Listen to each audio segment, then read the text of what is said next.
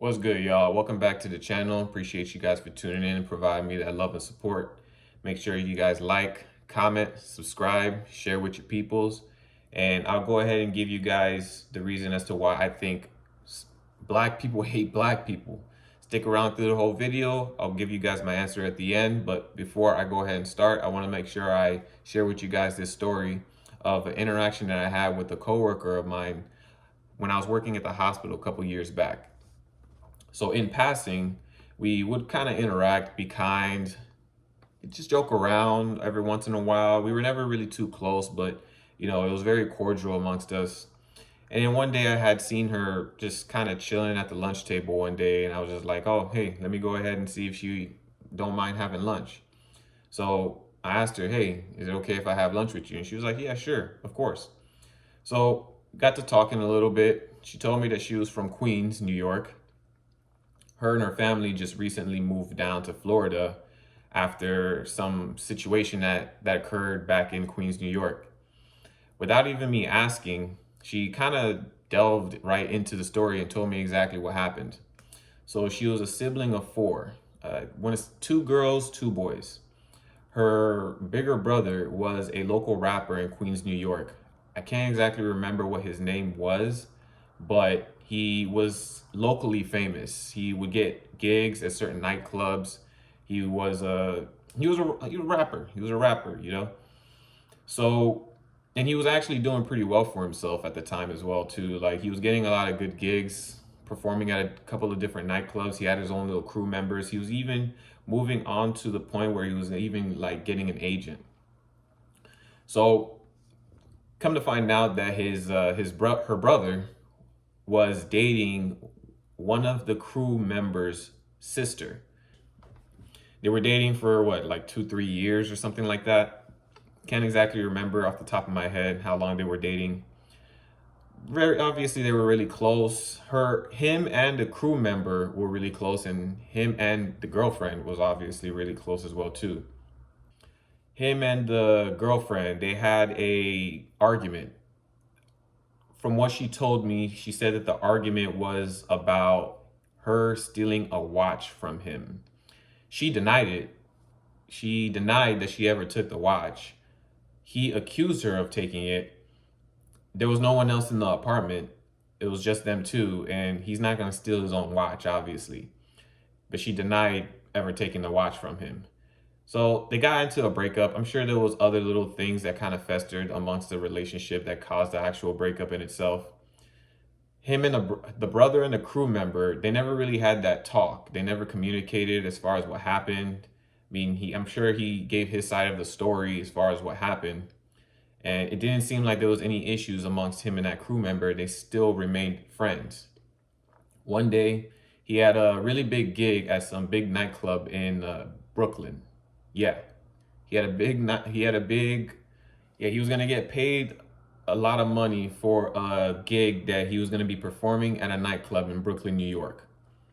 Him and a couple of the crew members, including the friend, hop into a car.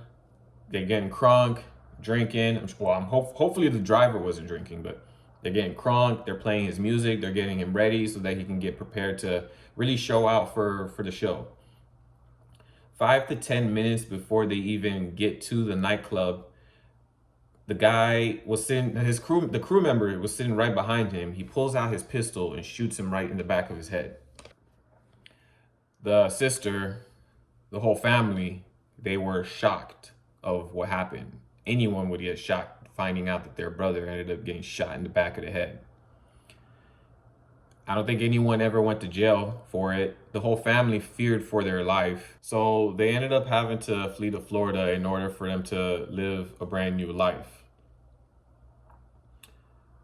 I share that story because you really don't know exactly what's going on in someone's head. You don't know exactly what's going in somebody's heart. Everyone could be your friend, but behind closed doors, they're really trying to plan your downfall. I would hope that nothing like that happens to anyone who's really trying to strive for success. And that's one of the biggest reasons why you see that these rappers, everyone's always getting mad at these rappers for not wanting to come back to the hood to, give back to the community. But when you see things like that happen with, like, for instance, like Nipsey Hussle, Young Dolph, you see the reason as to why they don't go back to their hood, because there's people that had like some secret jealousy, animosity, envy towards these men, and they took it upon themselves to take their lives. They're going to have to face that against the maker eventually. But to save your own self, make sure that you're not out here flaunting. Just because you succeed, don't flaunt your success in front of people's face. Don't try to look better than you're presenting. Now, am I saying that the envy from his friend, the crew member, is the reason as to why he lost his life? It could be. I've seen it. It's not uncommon. I've seen it a couple of times before, where one person starts to elevate and then the rest of the team starts to try to drag him down because they don't like the fact that he's succeeding. But no, that's the surface level reason as to why he may have lost his life, but that's not the actual reason as to why he lost his life. Was he stunting? Maybe. I mean, when you start succeeding, you want to buy yourself a nice little car, you want to buy yourself more jewelry, you want to, you want to show off your girl, all this other stuff. I mean, that can play a role into as to why he may have lost his life, but no, that wasn't the reason as well. Now, there's also the systemic barriers that have been created to hinder Black people from being able to elevate and succeed in their own endeavors. Lack of education, there's a lack of access to healthcare, the redlining concept where we're not able to get homes that we would like to purchase in certain neighborhoods. We're economically impoverished. There's a couple of things. A lot of these things play a factor. Don't get me wrong, like, these can play a factor, but these are all surface level reasons as to why that man lost his life and why Black people hate Black people. There's also the whole police brutality thing going on. It was much more serious back then, but it's still a serious issue in today's time, where they're killing Black people on the streets unjustly as well too.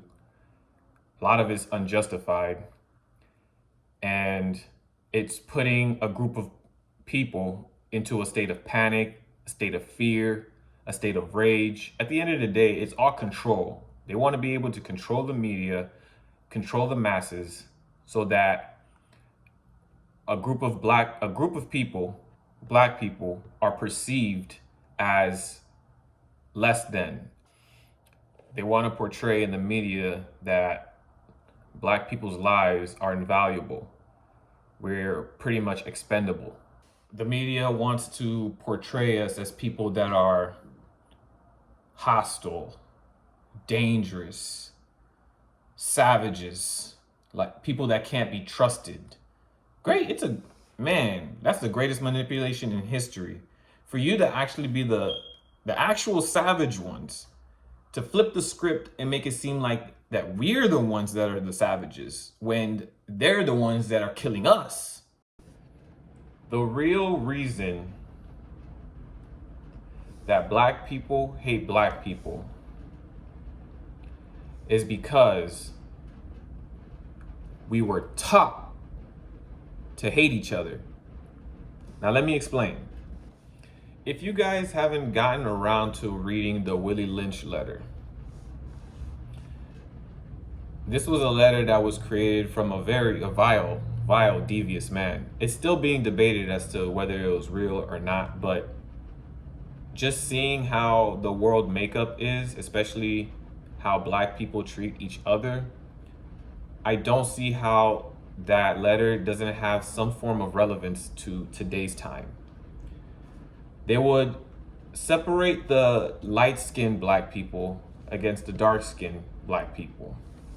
They would divide the mother against the father. They would divide the elder Black people against the younger Black people.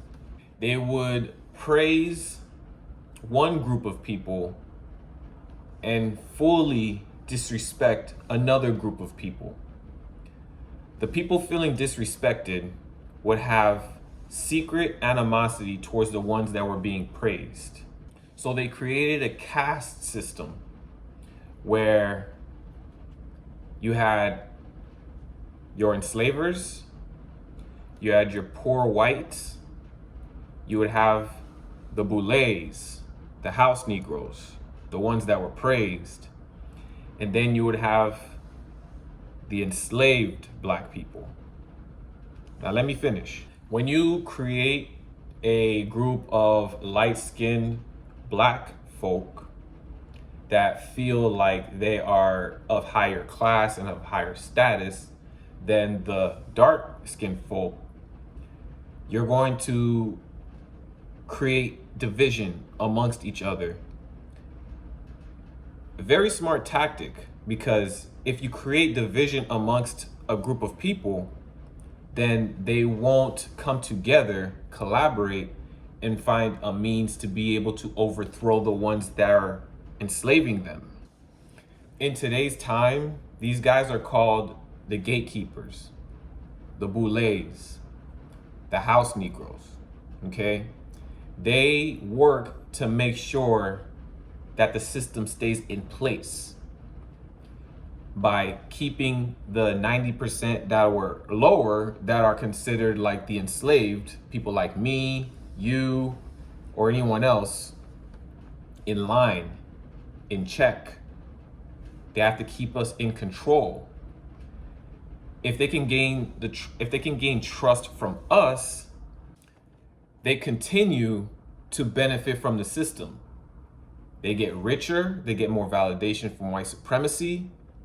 They're given better lives than the people that are struggling day to day, just being able to take care of themselves. This type of tactic has been passed down for years, generations. Like your great-great-great-grandfather and great-great-great-great-grandmother. Like, this is all stuff that was taught. So this kind of trauma doesn't go away after just one generation. This kind of trauma gets passed down from generation to generation, to generation after that, to generation after that. And there's not really a quick fix to something like this. Like, this is pounds on top of pounds on top of pounds on top of pounds of generational trauma passed down. All I'm saying is that, like, collectively, all these factors playing in together, being economically impoverished, the lack of education, the mass incarceration, the lack of access to healthcare, all of these things compiled together are going to put a group of people in a state of rage and desperation, finding a means to be able to provide for family. White supremacy, the enslavers, like they've been known this though. Like, this is guerrilla warfare 101. Like, these were tactics that was used even before Jesus Christ was born. But think about it though. Think about it. As a kid, when growing up, who is the person that you're looking for the most recognition and validation and attention from? It's likely going to be your parents, because they're the ones that protect and provide for you, take care of you, nurture you. As you're growing up, and if you see that, especially your dad, if you see that your dad is torn down mentally, beaten, and stripped of his dignity, you'll likely not see him in the same light. Although you may even understand the circumstances that has put him at that point, you're not going to see him as the same superhero, superpower anymore. You're likely to see the person who actually beat him down as the superpower, the person that you need recognition from, so that you will be able to survive, to stay safe.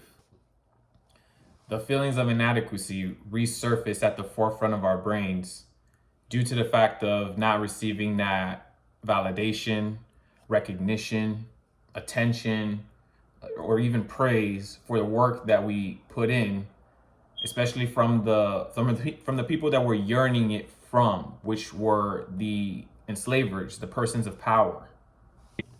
So to answer the question, why do black people hate black people? And why did that crew member kill his friend? It's not because of hate. It's not because of jealousy. It's not because of envy. On a deeply rooted spiritual level, although we don't have their memories, we do feel the effects of their anguish that happened centuries ago. We don't have that awareness of what happened. We could only read it from literature and watch videos of what actually happened. But on a spiritual level, on a deeply spiritual level, we can still feel their anguish. We can still feel their pain.